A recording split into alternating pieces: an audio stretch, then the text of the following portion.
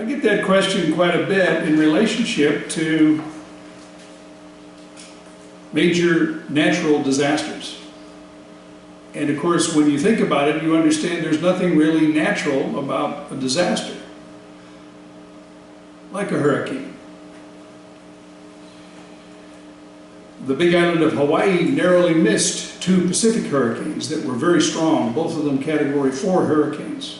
One went south of the Big Island, one went north of the Big Island this week. Who controls the weather? Who's responsible?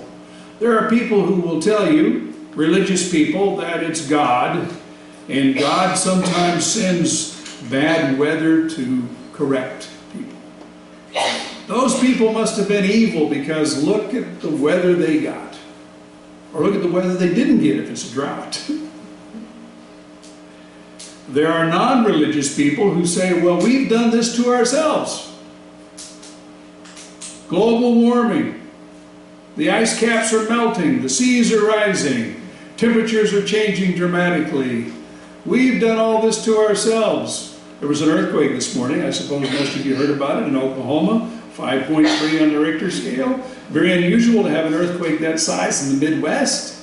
And it was felt all the way from Kansas to Texas. And people are saying, well, it's because we're fracking. You know, we're pushing water into the earth and we're trying to force out the petroleum product, and that's changing the nature of the land, and so we're causing earthquakes. We cause a lot of these things ourselves. There are other people who will say, you know, it's Satan who's doing it. The devil's in charge of the weather because a loving God would never allow people to die in such numbers as often happens during a major event, like a hurricane or a tornado or an earthquake or a volcanic eruption. God is sending it. I mean, Satan is responsible for these things. Well, who's responsible? Who does control the weather? Who does affect the weather? I've been asked that question more than once in my ministry, and I thought in light of a number of events that we've seen this, particularly in the past 2 weeks, some major disasters that have occurred that affect North America.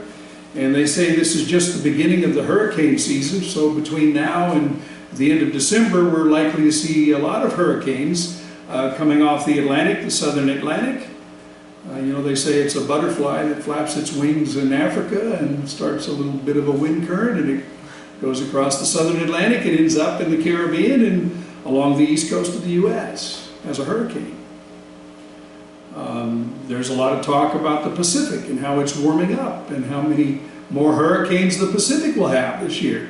And there's so much warm water south of the Hawaiian Islands that as the butterfly in South America flaps its wings and creates the furor, that those weather patterns will go to Hawaii.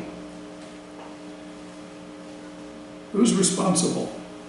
Let's begin in Matthew 24. Matthew, the 24th chapter. I don't know, I find this a remarkable subject to study from time to time, and I have certainly done that, as perhaps many of you have. Matthew 24. This, of course, is the Olivet prophecy, and Christ was asked by his disciples, when are you coming back, and how will we know it? And Christ said there's some things that have to happen first, and he begins to list a number of events that will occur before he returns to this earth. Let's read verse 7, Matthew 24, verse 7. For nation will rise against nation and kingdom against kingdom. And of course that's been going on, wars and political conflict, for as long as man has been on the earth. Christ seems to indicate that's going to intensify. And I've talked about this topic before. I think there are currently over 40 major wars in the in the world today that have. They consider it a major war if there's been 100,000 or more who've lost their lives in the conflict. Some of these conflicts, like the ones in North Africa, have been going on for 40 years and still haven't found a solution. He went on to say, and there will be famines, pestilences, and earthquakes in various places. We might say, well, these have been going on since the beginning of time too. And you would be right. But once again, I think Christ is talking about those things intensifying following his prophecy. It's kind of interesting when you look at famines, pestilences, and earthquakes, that many of these follow what we would normally refer to as natural disasters. Simple example is what has gone on in Louisiana in the last 3 weeks with the major flooding that went on there. Of course, you're all very well aware of it. Some parts of Louisiana got over 30 inches of rain in a 24-hour period. I mean, when you think about that, how much rain do we get here in a year? 15, 17 inches in a year? Of course, we're an arid climate, but Louisiana being a very humid climate, they're used to rain, but not that kind of rain. And when you get 30 inches of rain in 24 hours, what happens to the infrastructure? What happens to the rivers? What happens to the levees along the rivers? Where oftentimes, because it's so flat, people build their houses. I know Lynn and I often travel the Delta when we go over to Lodi, like we did this morning. It's prettier than being on the freeway. So we take Highway 160 and 12 and we travel through the Delta. And a number of farmers have some beautiful orchards and a lot of agricultural products that are actually below the river level. And when you drive along the roadway there, along beside the river, the American River, and what's left of the Sacramento River by the time it gets there, and you look down to one side and you can see that there's a big levee there, there's a berm on which the roadway exists, and down below it are these houses and buildings and barns. And of course your immediate, I think, concern, at least it has been every time I drive through there, is what happens if this breaches? What if it breaks? And all this water from this river flows down to there. Well, obviously it'd be flooded, and that's exactly what happened in Louisiana. They got so much rain that it overflowed the rivers and breached some of those levees, and the water went down into those areas and completely covered those houses. Okay, then what happens? 40,000 homes completely flooded. Where do those people go? 250,000 people, where do they go? Well, they went to shelters and armories, they went to high ground, they went to malls, and then, of course, FEMA and the Red Cross and other charities that are equipped to do so go in and they feed them. That's what I call a modern-day famine. The people cannot afford to feed themselves, so somebody else has to feed them, right? There are people still in those shelters today, 3 weeks later, being fed by those charitable organizations. That's a famine. They can't feed themselves.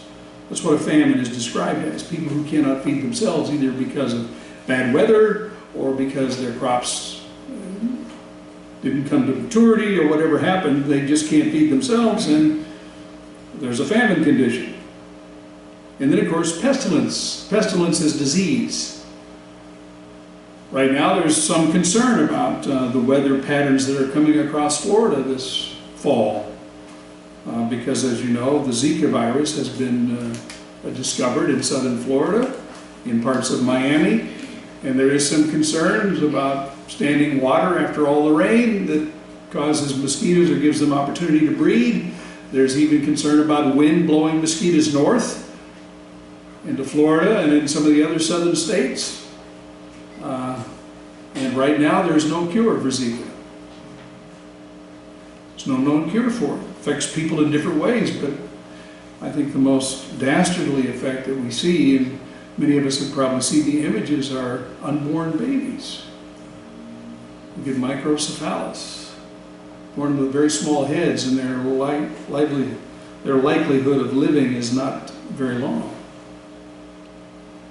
These are pestilences that are what I would call side effects of natural disasters.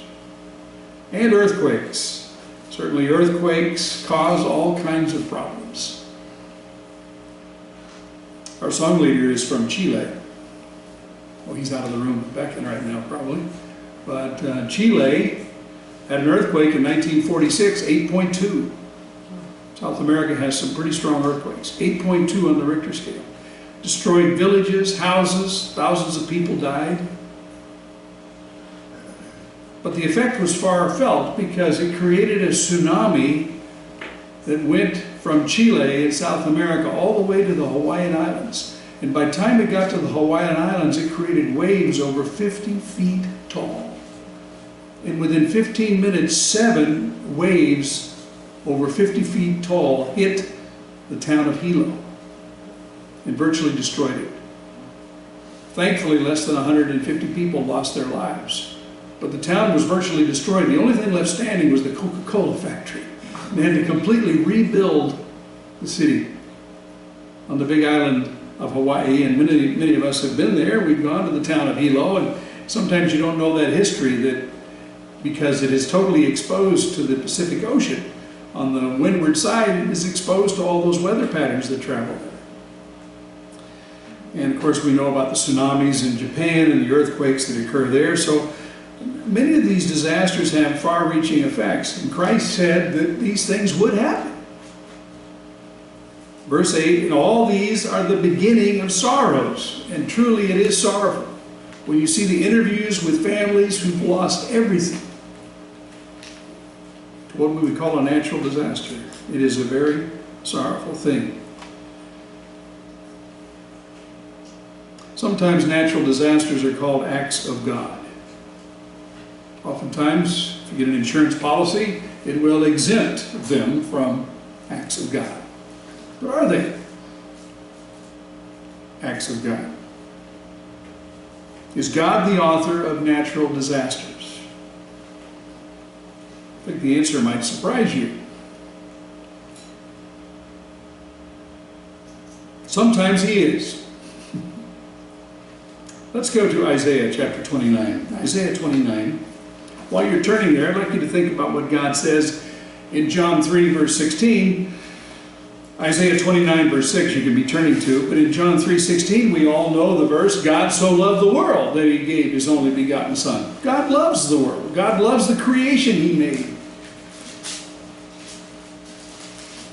In Matthew 18, verse 14, talking about children, you may remember that was the chapter about the blessing of little children.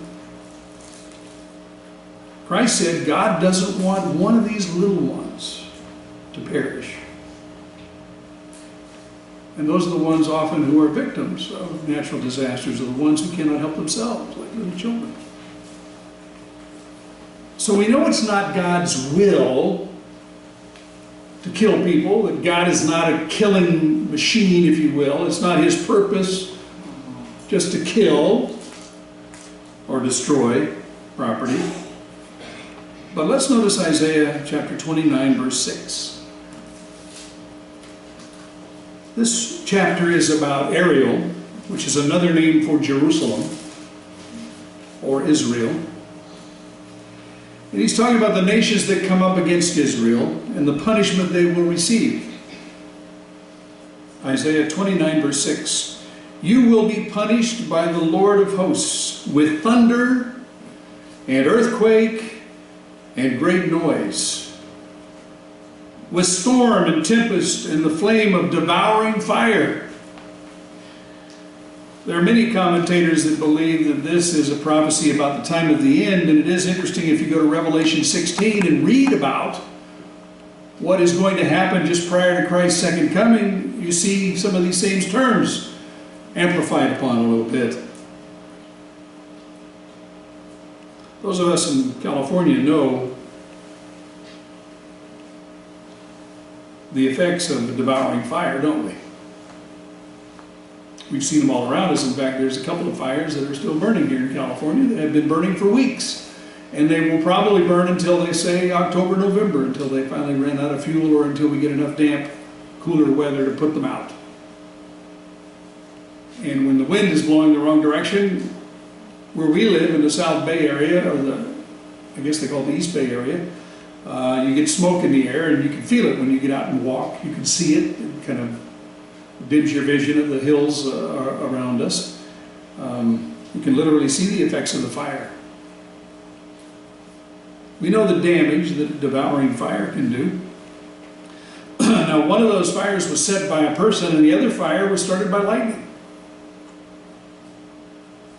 And of course, we know that the woods all around here are very vulnerable to lightning strikes or even man-made fires, because we've been, what, 5-6 years on drought now? And everything is just tinder. When Linda and I lived in the mountains down in Southern California, we lived near Lake Arrowhead.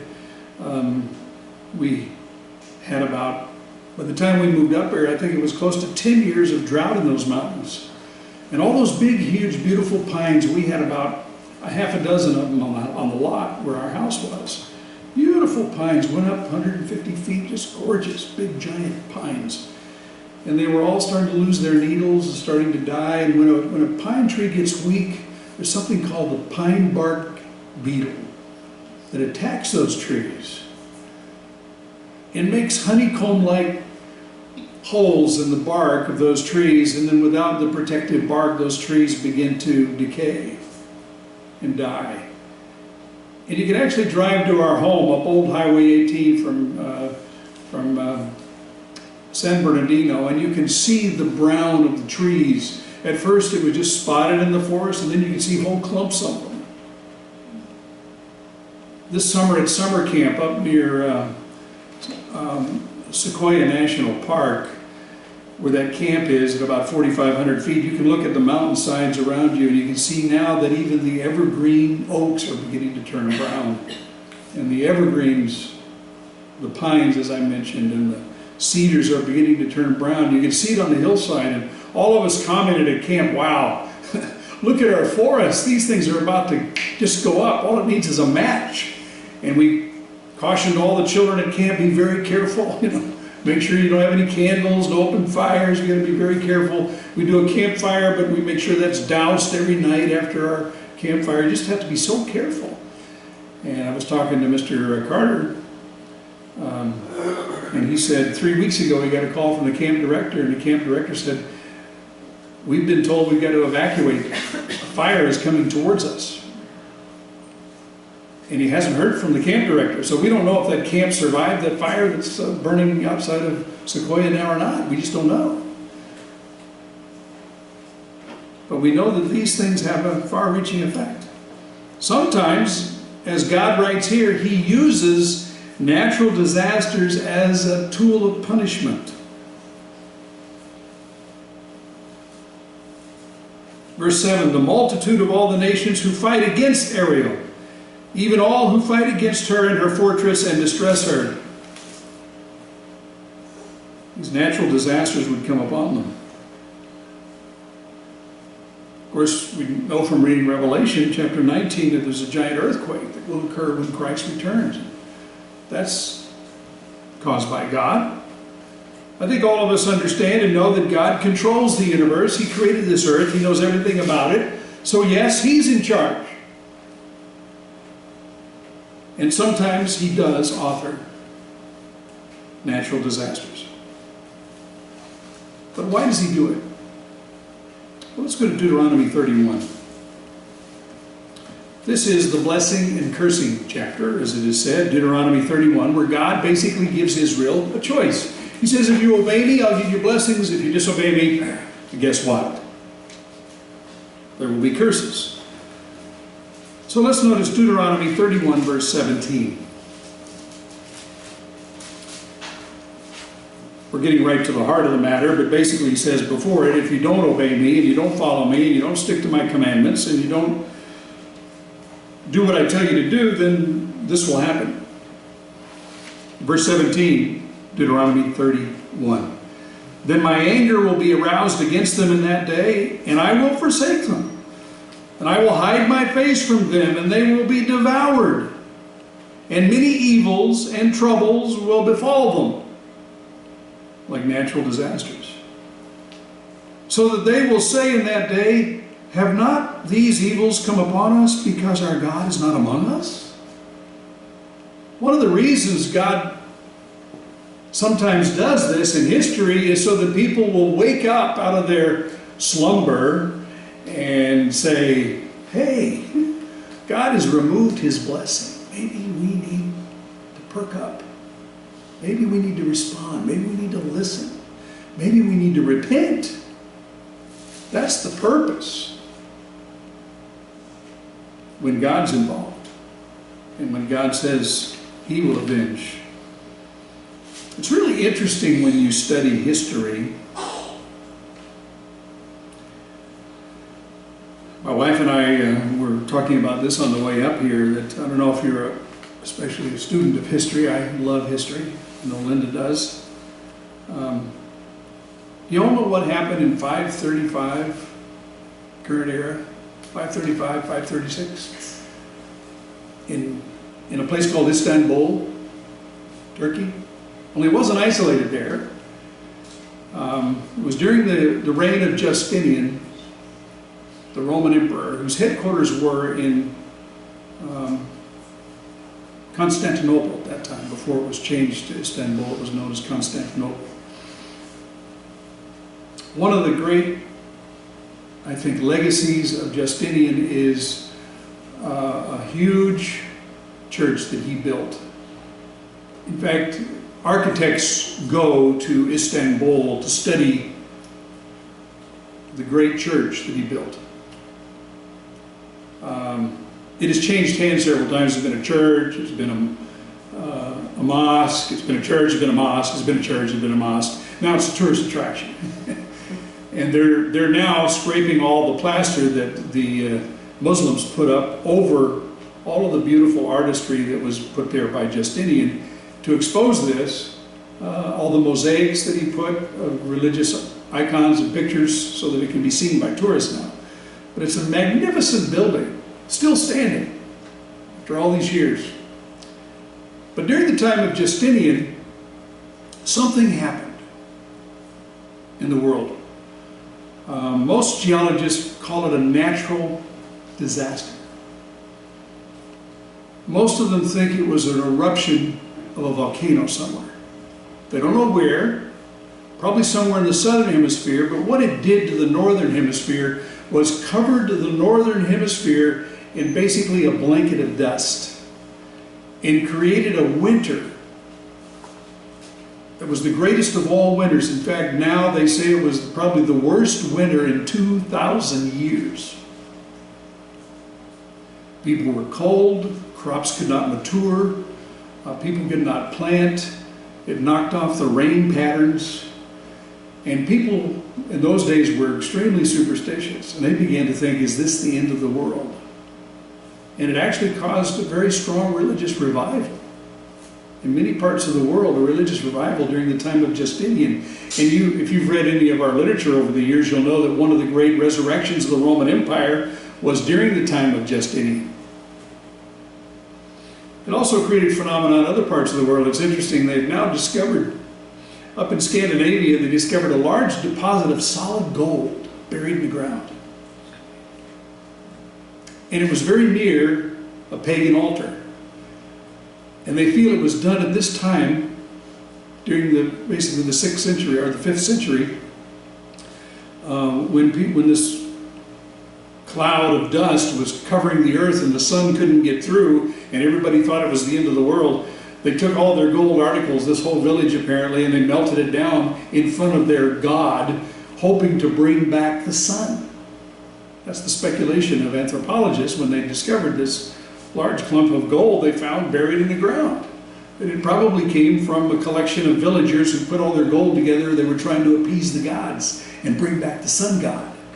So not only did it bring, as we would call Catholics, the Roman religion back, it brought other religions back. And people were willing to give up all their possessions to bring back the sun.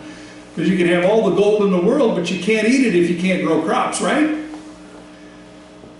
So this lasted for over 2 years and actually led to what they called Justinian's Plague, which was basically the first wave of the Black Plague that went across Europe and Asia.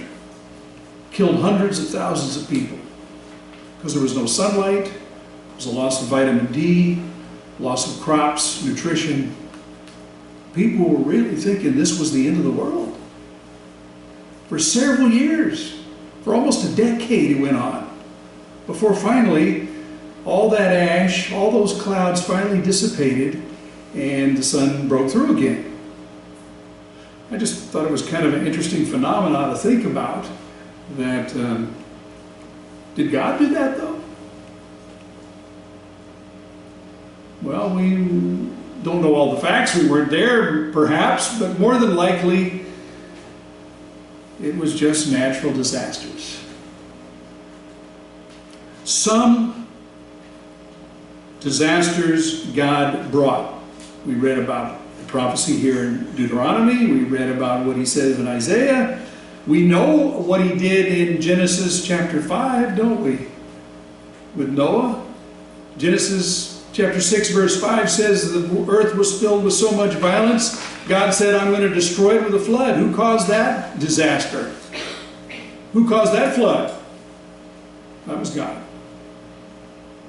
In Jude 7, something pretty interesting, I'm not going to turn there, but he said, even as Sodom and Gomorrah and the cities around them in a similar manner to these, having given themselves over to sexual immorality and gone after strange flesh, are set forth as an example, suffering the vengeance of eternal fire. God called fire down from heaven, destroyed those cities. So God created that unnatural disaster. And I think we would call the flood an unnatural disaster. Let's turn to Genesis 7, though, verse 11. Genesis 7:11. Describing part of what happened in the flood. Genesis 7:11. In the 600th year of Noah's life, in the second month, the 17th day of the month, on that day all the fountains of the great deep were broken up, and the windows of heaven were opened. In the beginning of the 40 days, the flood began. It's interesting to me to read this verse that God, when he created the earth, created it with these systems. Giant underwater lakes, big rivers that flow underground as well as on the surface of the earth.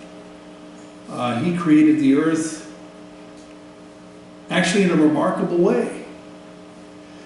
Again, geologists have studied and they found that the earth cooled several times in the last 6,000 years. They don't exactly know how it cooled, but it cooled. And then you know what happened? Then the ring of fire got active.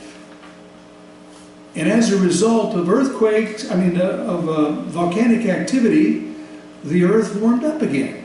We're talking, 4 or 5 degrees, not big stuff. God created the earth in such a way that it could cool off, warm up, that it would stay basically in balance over enough period of time. I think it's an interesting study that we look here in verse 11, God created the potential and he utilized it for all these things that go on. There are a number of laws, like the law of physics, the law of thermodynamics. All of these laws that God set in motion that are part of the earth, that create earthquakes. Frankly, we live in an earthquake zone, but why is it an earthquake zone here? Because we live along the rim of fire, right? Beautiful volcanoes. Linda and I, when we lived in Oregon, bought a house, and out of our family room and our living room and our bedroom and my office, we could look out the window, and square in the middle of those windows was a beautiful view of Mount Hood. Gorgeous volcano. Covered in snow most of the year, just a fantastic sight. When you can see it. That's why I'm glad we live in California. About half the year you can't see it because there's a lot of clouds and rain and mist, and the kind of rain you get in the Northwest is kind of like a London fog. It spits a lot, or a light rain. So we couldn't see those mountains all year long, but when you can see it, it's a beautiful sight, but it's very dangerous. Linda still tells me about the time when she was living in Portland and Mount St. Helens blew. Just across the Columbia River in southern Washington is Mount St. Helens. And as all of you know, we've been around long enough. Was it 1980? The top was blown off of that thing. I lived in British Columbia, Canada at the time, and I still remember the day that I was outdoors and I heard this boom, a double boom. It sounded like a dynamite going off about a mile down the road, but we found out later it was Mount St. Helens blowing its top. And I was in Canada and I heard it. I could hear it. It's part of the way God created the earth, the systems He set in place. So truly, some things are just the natural laws of physics and thermodynamics, aren't they? And of course, we human beings, we want to live on mountains. And we want to live on the beach. I'm always amused when I drive through the hills of Southern California, because there are some beautiful homes that are built literally out in the air off the side of a mountain. You ever seen those? The only thing connecting the house to the side of the mountain is a driveway. In fact, Linda and I, we were looking for homes north of San Diego, and we looked at a place in a beautiful little area called Hidden Valley, just between Escondido and Temecula. And we looked at a house, and the only thing connecting it was in a beautiful area with lots of big boulders, but hills and a pretty good sized mountain. The only thing connecting that house to the side of the hill was a driveway. But when you got out there on the balcony behind the place and you looked, it felt like you were suspended in the air. It was beautiful. You looked down about 150 feet to your neighbor down below, and there was a little creek down below. It was just gorgeous, gorgeous views. But we were thinking, what happens during an earthquake? The only thing holding my house up are stilts. 40, 50-foot pieces of lumber that are 8 inches in, diameter. What's going to happen to those things? Well, they're going to break like matchsticks, because that house is not light. Then people love to build on those limestone cliffs of Southern California. If you go to the feast in San Diego, you should make sure you go to Torrey Pines State Park and walk through some of the trails of Torrey Pines. Beautiful view of the ocean from several different directions, and go down on the beach and walk on the beach and then look up about 80 feet up these cliffs. You'll see these beautiful homes built there worth millions of dollars right now, but they're built on limestone. They say that those cliffs are being eroded by the Pacific Ocean surf 6 to 8 inches a year. 20 years, that multi-million-dollar house, and you've seen it on TV before, could be part of the Pacific Ocean. Sometimes we bring these things on ourselves, don't we? We want to live right next to the ocean. It's got its own dangers, naturally. We want to live on the side of mountains. We want to live so we can look at beautiful things like Mount St. Helens. I remember they interviewed that guy who owned a resort up there. Remember that guy? I forget his name, but what was it? Harry Truman. Harry Truman, that's right, like the president, thank you. He wasn't going to move, he stayed right there. You know what? He's buried right there in a mountain of ash. It's a beautiful resort, nestled up, on the east side of Mount St. Helens. So sometimes we bring these things on ourselves, deciding where we want to found cities, where we want to build our houses, where we want to live, because they're in the path of natural disaster. Sometimes I think we bring these things on ourselves too by doing things to the earth that probably shouldn't be done. I don't have the time to get into all of that.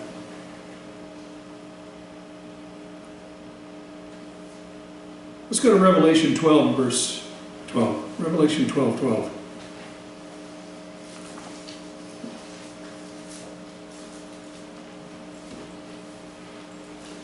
Revelation 12 and verse 12. The prophecy says, Therefore rejoice, O heavens, and you that dwell in them. But woe to the inhabitants of the earth. It's talking about the time just before Christ returns. Woe to the inhabitants of the earth and the sea, for the devil has come down to you having great wrath, because he knows that he has a short time.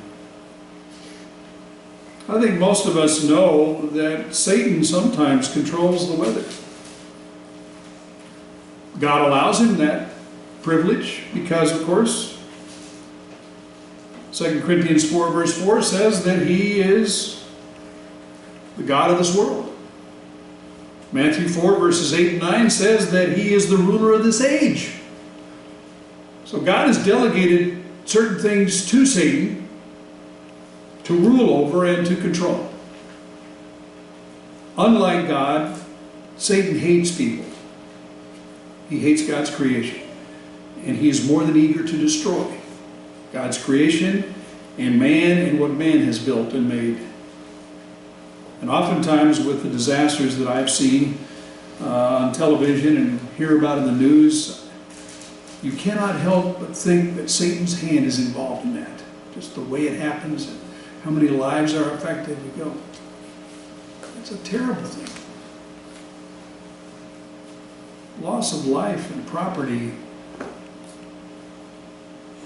smells like the hand of Satan. It's his MO. Let's go back to Job chapter 1. This kind of describes Satan's MO, Job 1.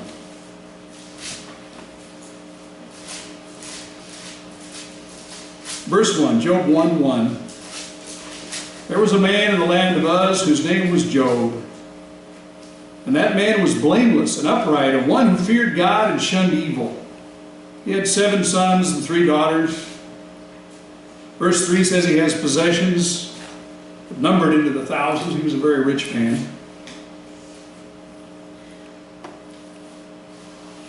Verse 6, it says, now there was a day when the sons of God came to present themselves before the Lord, and Satan also came with them. And the Lord said to Satan, where do you come from? And Satan answered the Lord and said, from going to and fro on the earth and from walking back and forth on it. Satan knows this territory that he has control of pretty well. And the Lord said to Satan, have you considered my servant Job?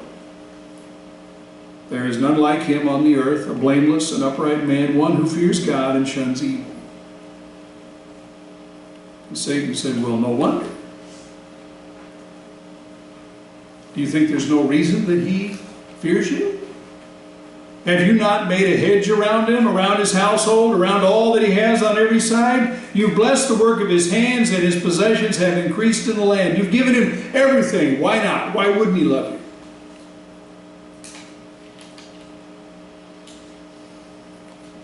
Verse 11, but now stretch out your hand and touch all that he has, and he will surely curse you to your face. And the Lord said to Satan, behold, all that he has is in your power.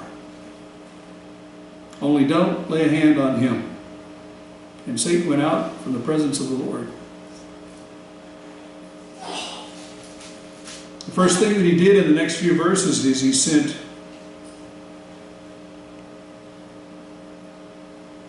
an army that killed his children.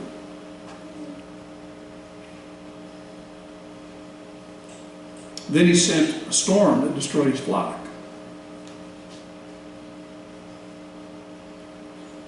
While they were still talking, it says in verse 19, a great wind came from across the wilderness and struck all 4 corners of the house, and it fell on the young people. On it goes. Satan obviously can control the weather under God's permission. We know what happened here, and sometimes I believe that Satan is very angry. Revelation 12:12. Woe to the inhabitants of the earth, for the devil has come down to you having great wrath. He's angry with God's plan. He's angry with God. He's angry with God's people. Have you ever noticed that a lot of these natural disasters occur just before the spring holy days and the fall holy days? They do. This hurricane that just hit Florida is the first one that made a direct hit on Florida in 11 years. And now meteorologists are predicting that this may be the stormiest hurricane season on record.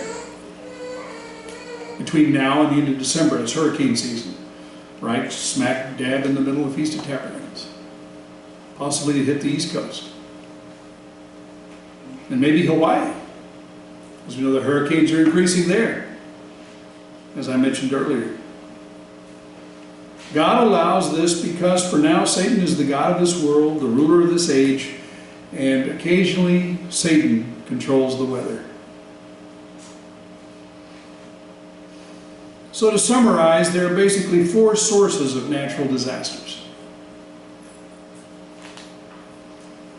Number 1 is the natural laws of physics that God has put in motion, the laws of thermodynamics, the weather patterns. Oftentimes these natural disasters are a result, as I said, of volcanic activity, an earthquake, a tsunami.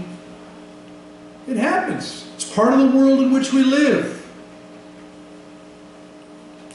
Number 2, man has created some of his own problems. Where we choose to live, where we choose to settle our cities, some of the things we've done to the earth, denuded it of certain kind of fish, the way we mine petroleum out of the ground now affects the earth. It causes earthquakes, small ones. I could go on and on, as I said. Sometimes we do it to ourselves through our neglect of the earth and our abuse of the earth. All you have to do is look at the Sahara Desert, which is growing at the rate of 5 miles a year. And you know those poor people who live there have to cut down the vegetation to create a fire to keep warm at night. And because of that, the desert just keeps expanding.